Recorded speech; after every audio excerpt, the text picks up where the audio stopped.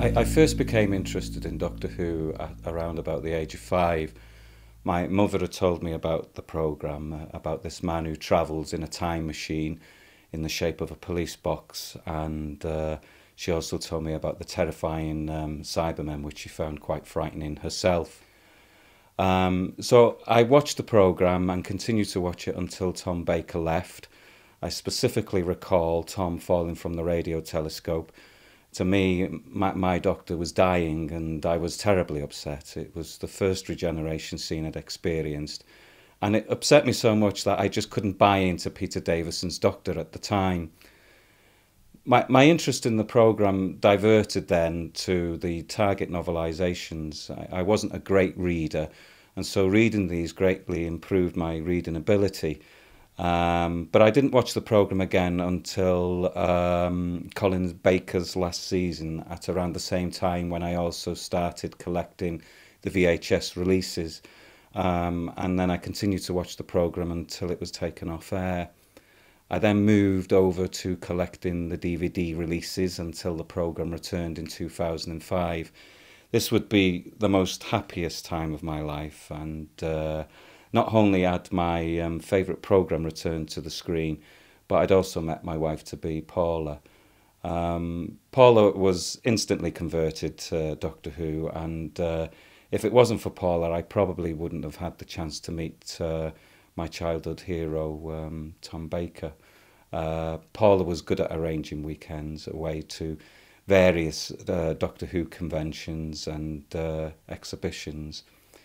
I met Sylvester McCoy, Sophie Aldred, Nicholas Courtney, David Tennant, Peter Hinchcliffe, Terence Dix, Fraser Hines, Lucy Jameson, Mary Tam, Paul Cornell, and the lovely Katie Manning, of course. Then in 2006, I got a phone call out of the blue from my agent, who I hadn't heard from since my university days.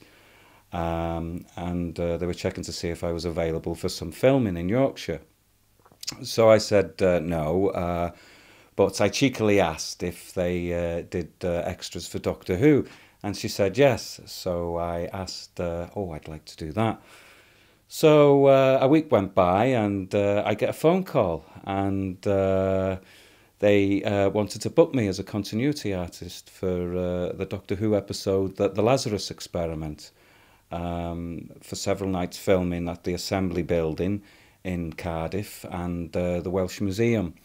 I had a fantastic time. It was a dream come true, and I'm so proud of it because I was the only bald guy amongst the other extras. We were all dressed up in tuxedos, evening dress, so because I was the only bald chap there, I stood out like a sore thumb, really.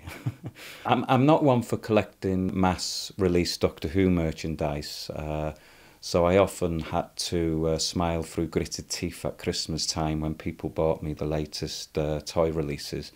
My aim was to own something that was actually made for the programme, or certainly at least the next best thing.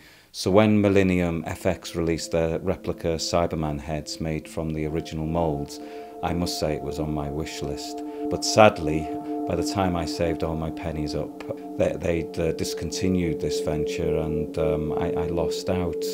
But thankfully, after searching the internet inside out, I found one for sale at the prop store in London. I even booked the day off work to take delivery. But the ultimate, of course, was to own a Dalek, and for years I drooled over this Planet Earth's website, who make the replica Daleks. When we were planning the wedding, we only had about 7 weeks to organise everything, which normally takes a couple of years for most couples to organise. Paula was an A-level art teacher, and so she was keen to bring as much of her own creativity into the day, and she was very keen to include my interest of Doctor Who. So we used the names of the doctors and other characters for the table names. I had a Doctor Who wedding cake specially made, which also include our little Jack Russells, Tyler and Wilson. Paula also wanted to use my Cyberman's head on display, but I explained that its presence would be lost in the huge marquee that we had. So I said I would try and borrow a Dalek. I phoned all my Doctor Who friends, but it was this planet Earth that finally came to the rescue and offered to loan a Dalek. Without being able to contain my excitement, Paula couldn't hold the pretense, and she told me she decided to buy it for me. I couldn't believe it. Buy me a Porsche, anything but a real Dalek. There's just nothing that compares. The wedding went really well, even though we got a little confused with the vows. That's it. And turn that face each other. Oh, no. Still not right hands. This is my right. Just tell me when you've got it all sorted out. After leaving the church, we made our way to the reception at Sawden Hall. And when we arrived, we were taken to the marquee to check everything was set up the way we wanted it to be. Oh my God! There it is. Dalek. See, that's all Dave notices is the Dalek. Oh dear. Oh. Congratulations, David. And this is the gentleman that made it. The only thing is... there we are. Ah, yes, I'll catch you later, it's your special day. No, get Toby coming. Hello. Hi. Who's Toby? This guy. He's the Dalek maker. He actually... I build works Daleks for a living. I work for the BBC making doctors and stuff. Yeah. It is, yes. I'm the happiest man in the world. I get paid to play all day. I've made more Daleks than anybody else on the planet, I can confidently say. So this guy's famous. So, thank you. Thank you. But, Thank you very much. No problem. Nice to meet you. Congratulations. Toby's just got to show you. I shall show you later on how to take it apart and all that sort of thing. You can film as it goes, can't you? So that's going in the living room. Can I just move this chair out of the way? Should we go each side of it? And this one, You just want to so get that in it? it's... With your wedding Each dress on? side of it. All right. Brilliant. Is there any way we could maybe turn it a little bit, or is it fixed in position? Because I don't want to move it if it isn't. Oh! This is definitely like that. Alright guys, 3, 2, 1. Oh, look, there's Wilson. Yeah, guys, if you stand behind the table, I'm not moving the table. Right. That's lovely. And can I have a kiss, please? Lovely. That's brilliant. Right. The eye is, I brought a transformer. I shall go and get it out of the car because obviously there was nowhere to plug it in here, but the eye will light up at this stage. If I lift the top of there, see there's a spike on the top of that, and there's a hole in that, which it just plonks onto. Now, as I drag this away, you can see there's a jack plug on the end of that. Okay. No, it's okay. Okay. Thanks. And I'll bring the transformer, which would normally plug into that. So what you do, you'll drop that in through the hole all the way down to the floor, and then unfortunately you'll have to crawl around on the floor and just pull it out from underneath the skirt and plug it into the mains. Right. I'll just put that on the floor for a second. Those lights, are they?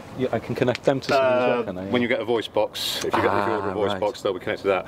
Okay. The chances are we'll come up and fit it again for you anyway. Okay. Now, if you want to go around that side and crouch down, as I lift it up, you'll see the bolt appearing. Oh yes, see? yeah. There's one on the other side as well. Oh yes, yeah. So it just plugs onto that. So I put it back on. I'll need to come back and I'll come back around and do it. So you just sort of basically drop it down onto that. That's basically to stop it sort of sliding off, obviously, when you push it. Yeah. Hold it there and pick it up and turn it sideways to get it through a door. Right. You won't get it through a door that way round. No. Now, the skirt, just that section lifts completely off that. So you just lift that straight up. Right. And when you lift it up, you'll find there's about an inch rim on that going up inside. Right. So that piece, again, you'll get it through standard doors, but you'll have to turn it sideways. Yeah. It won't go through a door the right way up. You'll have to pick it up and turn it and go through that way. Okay. And that, again, you'll see is just on wheels, and let's say it's just got a lip about an inch going, so it's fairly obvious when you take it apart. You just plug, plunk, plunk. Okay. These will pull out. Oh, right. For ease of you getting in and out of whatever you're transporting it in. Oh, right. They're quite a snug fit. So you just give them a good pull, do you? Just give it a good pull and then push it back in again. Inside there are wing nuts that you can tension it, tighten it up so it'll stop them sort of drooping down. I mean, I'm sure everybody will sort of be posing and playing with it today, so, so they may need tightening up. As you can see, there's a couple of other tubes inside. And that's really all there is to it. Okay, brilliant. Oh, fantastic. I say, as and whenever you get round to a voice box, I say, you know, I'm sure we'll sort of be happy to sort of drive up this part of the world. And I mean, we're off to deliver one to Aberdeen in about 5 weeks. So we've got to take 4 days off and just sort of slowly drive up and take in the countryside. But I say that just fits onto that spike like that. It just takes a little bit of practice waggling around. Oh, it just goes into that hole there, that's all. The head will obviously turn left and right. It won't go all the way around though, because of course you've got all the wiring dangling around, short of the wires. The eye stalk is screwed in place permanently horizontal, so that's posable. Okay. Anything else you need to know? That's it. It's fantastic. That's it. He's moulded off a real thing. Right. As close as you can get to the real thing. Yeah. It's marvellous. Worked for this planet Earth now for about 13 years. I worked on Doctor Who in the 80s. I worked with Richard Gregory in the company. I think I told you on the phone, you know. I watched that the Day of the Daleks as well. Oh yeah, I've been in it. Yeah. So that was. I mean, I thought it didn't get any better than that. And then, of course, last year they phoned up and said, "Oh, we want some Daleks for this story we're doing. Can you make some?" You know. So we sort of ended up making that. So it took me 48 years, 8 months, and 5 days to get something on the programme. You know, Dalek-wise, anyway. And it was sort of... I did extra work on the Lazarus experiment. I was in my element there for 5 nights. Yeah, exactly. Yeah. Everybody else, because all the other extras weren't into Doctor Who, so they were all like tired and complaining. And couldn't care less. But my eyes were wide open, and I was just in awe, you know, for 5 days. And I say I've been making these things now for 13 years for this planet Earth. I mean, planet Earth's been around 18, but I've worked for them for 13. And I say I can hand on heart say I've made more Daleks than anybody else. I never get tired of them. No. Well, you don't when you love something, because my other job is like what John's doing here. I run a small little video production company and that, and it's a job I enjoy doing, you know. It's not a job though, is it? You're being paid to play. Yeah, that's it. It's play. Yeah, so fantastic. No, you know, I've never had a proper job in my life. I have never had a 9-to-5 existence. It's always been making models and props. And I'm 54 going on 12. You know, and just love it. You know, and I say when I go to the States, I spend 3 or 4 weeks there, visiting my friends' workshops and sort of helping them make starships and spaceships and all this sort of thing. And it's absolutely wonderful. So I don't know what reality is. You know, you don't want to know. Anyway, if you've got any problems or questions, give Ian a call. And, sort it out. But well, thank you very much. I mean, because I was just overwhelmed when, you know, because Ian didn't have to do anything really at the end of the day. I just phoned up and I explained the situation and that, and it was so fabulous that you were just going to come here just to bring one for the day. I'm happy to do it. I say I enjoy sort of going out. When possible, I usually deliver them anyway. For one thing, to make sure they get it there in one piece, but also to meet like-minded fans. Because quite often you find the customer aren't the first other Doctor Who fan they either would admit to or have ever met. So, you know, they come out of their shell a little. Hopefully I'll be ordering the voice box and that'll be a good excuse to drag you up here.